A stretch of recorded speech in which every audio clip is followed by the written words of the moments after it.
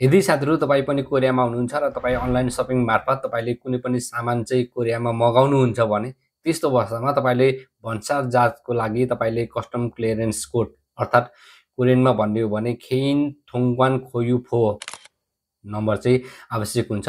जुन यो सामान्यतया पीबाट सुरु हुन्छ र त्यो भन्दा पछाडी चाहिँ तपाईले 12 वटा अङ्कहरु रहेको हुन्छ र यो कोड चाहिँ तपाईको आईडीबाट जम्मा एकचोटी मात्रै बनाउन मिल्ने भएकोले तपाईले पहिला नै बनाइसक्नु भएको छ भने त्यस अवस्थामा तपाईले फेरि चाहिँ तपाईले नयाँ कस्टम क्लियरेन्स कोड चाहिँ बनाउन सक्नुहुन्न। त्यसैले तपाईले पहिलाकै तपाईको के थियो त भनेर तपाईले पत्ता लगाउनु पर्ने हुन्छ। तपाईले बनाउनु भएको कस्टम क्लियरेन्स कोड चाहिँ तपाईको के थियो त त्यो तपाईले कसरी चेक गर्ने भन्ने बारेमा आजको भिडियो अन्तर्गत रहेर सिकाउने छु तपाईलाई।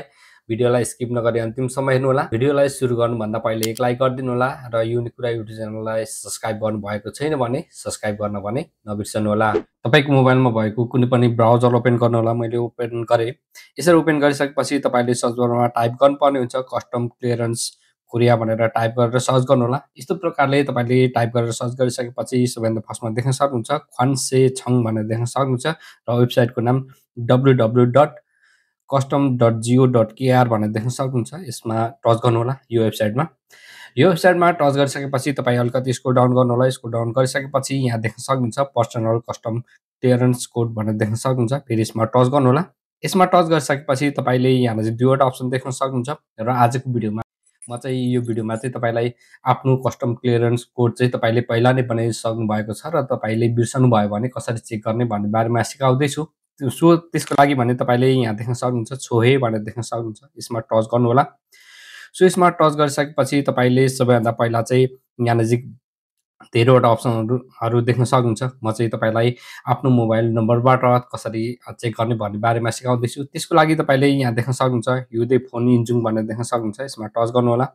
यसमा टच गरिसकेपछि यहाँ संम्योङ भनेको छ तपाईको आफ्नो नाम लेख्नुपर्ने हुन्छ। म लेख्छु।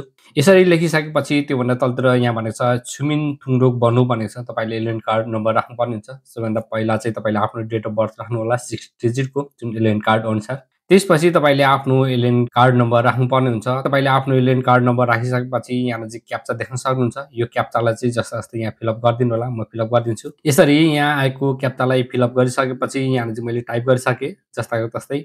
सो त्यसपछि तपाईले यहाँ देख्न सक्नुहुन्छ कन्फर्म भनेर देख्न सक्नुहुन्छ। कन्फर्ममा टच गर्नु होला। यहाँ युदे फोन बन्नु भनेको छ। तपाईले आफ्नो मोबाइल नम्बर राख्नुपर्ने हुन्छ। म मोबाइल नम्बर राखिदिन्छु। यसरी राखिसकेपछि छन्सोङ भनेर देख्न सक्नुहुन्छ अथवा सेन्ड भनेर देख्न सक्नुहुन्छ। यसमा टच गर्नु होला। इन्जुङ बन्नुका छन्सोङ थेसुनिदा भनेर देख्न सक्नुहुन्छ। सिम्पली यसमा टच गर्नु होला। त्यसपछि तपाईले आफ्नो मोबाइलमा आएको ओटीपी कोडलाई राखिसकेपछि वागिन भनेर देख्न सक्नुहुन्छ। यो वागिनमा टच गरिदिनु होला। इन्जुङ थेसुनिदा भनेर देख्न सक्नुहुन्छ। ओकेमा टच गरिदिनु होला। एउटा सानो पपअप आएको छ। यो पपअपलाई क्लोज गरिदिन्छु। सो त्यसपछि तपाईले फाइनली यहाँ देख्न सक्नुहुन्छ कस्टम क्लियरेन्स कोड रेड कलरमा।